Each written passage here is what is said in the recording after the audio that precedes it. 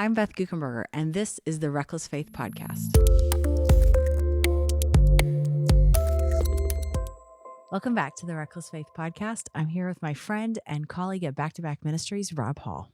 Beth, day 39. Day 39. Day 39. I Today know. and tomorrow.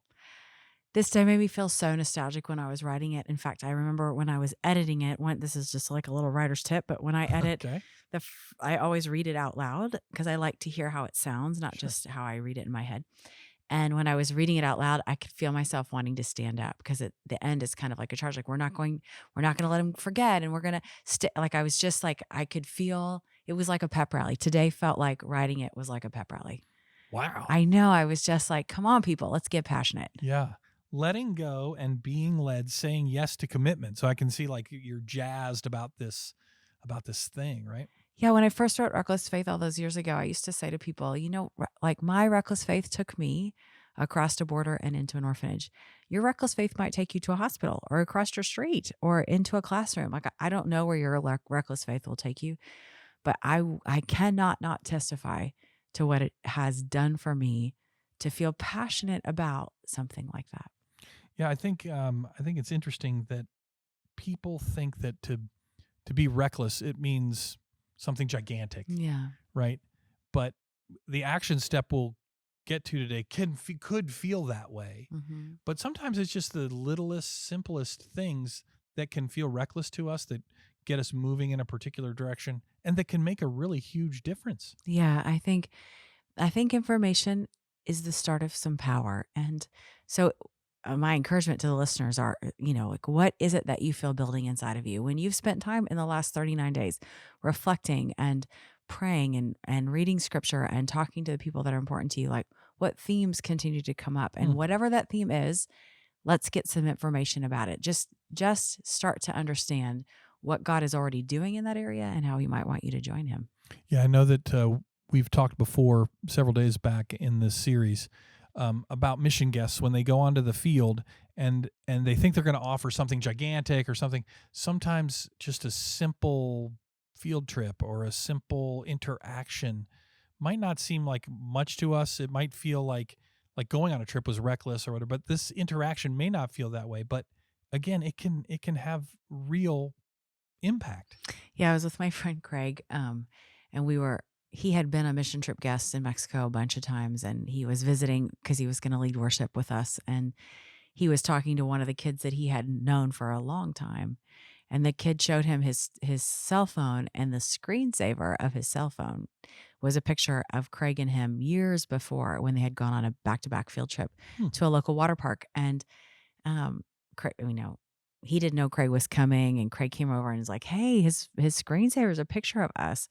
He's like, did you tell him I was coming? And I said, no, I didn't tell him. And so he's like, well, I don't know how else to get farther in the conversation. Will you come translate for me? So I went over to the two of them and I was asking him, like, where'd that picture from? Because there was no cell phones, know. And he said, oh, I took a picture of a picture and I put it as my screensaver because that was a really great day for me. And I said, oh, that's awesome. What made it so great? And he got quiet and he goes, well, it was the first day I remembered feeling loved. And wow. I know. And I was just like, for Craig that day, I'm sure it was special, but what did he do? He went down some water slides. He probably split his hamburger with the kid. It was these little tiny, simple moments of presence. And I always tell my mom, one of the best lessons she's taught me in life is that presence matters. Like being present with someone is actually the best gift you can give them. Yeah.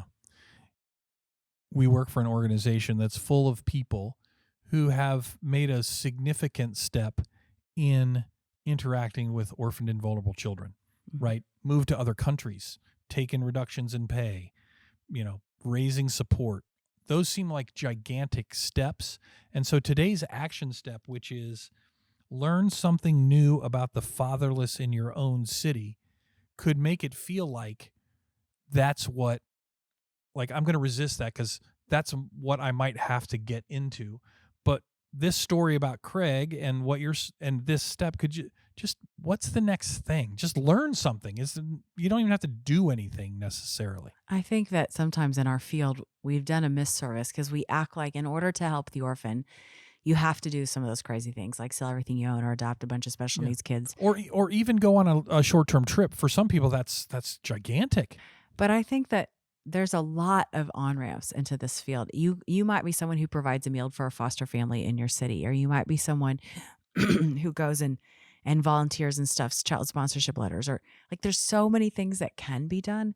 I know a need of today where a particular foster family needs a new refrigerator to accommodate all their new people. Like if maybe you and some of your friends could do some kind of bake sale to raise money for a refrigerator for a foster family in your city. I don't know what the needs are in your city, but we can't pray about them. We can't do anything about them. We can't engage. We can't get in a story until we learn. Is there a real quick? Is there a little practical tip? Like, do I just get on in my search engine and like orphans in Cincinnati? I mean, do I go to to a church? Do I look at I mean, how do I learn about fatherless people, fatherless kids in my city? Well, it's important to understand what's happening in the government. Like, how many foster kids are waiting in your city? When's the next foster training? Is there any respite opportunities? Mm-hmm. Certainly, any kind of Google search will lead you to churches who have wraparound ministries and have specific ministries that they should have links and pages that tell you a little bit about what that church is doing. And I don't know any church who wouldn't be excited. I don't know any social agency that wouldn't be excited to hear about your desire to, you know, get together some kind of item like a bunch of shoes or school supplies or go get further training or be a respite provider or Mm-hmm. be a guardian ad litem or be a Yeah. volunteer. Like there's lots of ways to get involved. Yeah. Or simply as this action step today is just to call them and to say, can you educate me about what's going on in my city with fatherless, vulnerable children?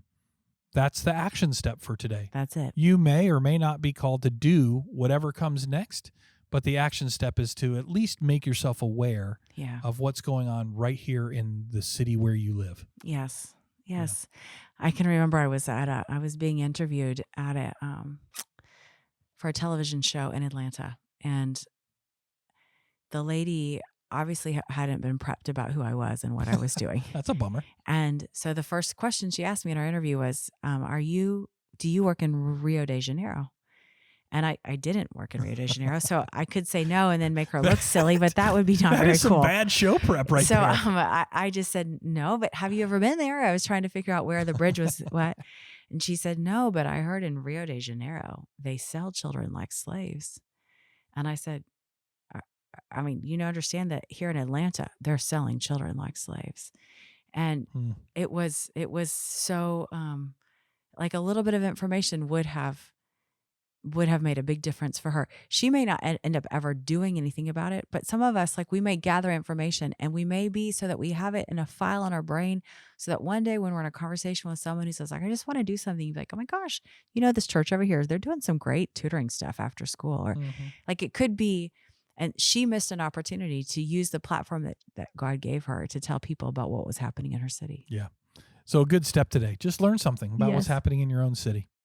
Hey, if you have a copy of Reckless Faith, a 40-day journey to saying yes, I hope the podcast keeps you focused on having meaningful conversations with God and with others. If you've stumbled upon the podcast or someone has shared it with you and you don't yet have the book, you can find a copy on Amazon, or you can get the book and other resources at backtoback.org/40 days, BACK, the number 2, BACK.org/40 days. I want to thank you for being on this journey towards a more reckless faith. And until next time.